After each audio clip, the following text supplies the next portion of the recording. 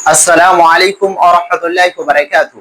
আমরা সকলেই জানি যে পৃথিবীতে সবচাইতে বড় বিদ্যালয়, সবচাইতে বড় স্কুল হচ্ছে মায়ের আঁচল। মা যেমনই তার সন্তানকে শিক্ষা দেবে তেমনই তার সন্তান গ্রহণ করে ফেলবে। তাই প্রত্যেক মায়ের দায়িত্ব এবং কর্তব্য যে তাদের নিজ সন্তানকে সুশিক্ষা দিয়ে গড়ে তোলা। কেননা ওই মাসুম ফুলের মতো নরম শিশু থাকতেই যদি আপনি আপনার সন্তানকে সুশিক্ষা দিয়ে গড়ে না তুলতে পারেন, তাহলে সেই সন্তান বড় হয়ে কিন্তু সন্তানের মতো সন্তান হবে না। কেননা যেমন কাঁচা মাটি থাকতে আপনি যে ডিজাইনেরই পাত্র তৈরি করবেন না কেন, সেই ডিজাইনের কিন্তু পাত্র তৈরি করতে পারবেন। আর মাটিটি যখন শক্ত হয়ে যাবে, আর আপনি যদি ভাবেন যে শক্ত মাটিতে আমি পাত্র তৈরি করব, আপনি কোনোদিনই পারবেন না।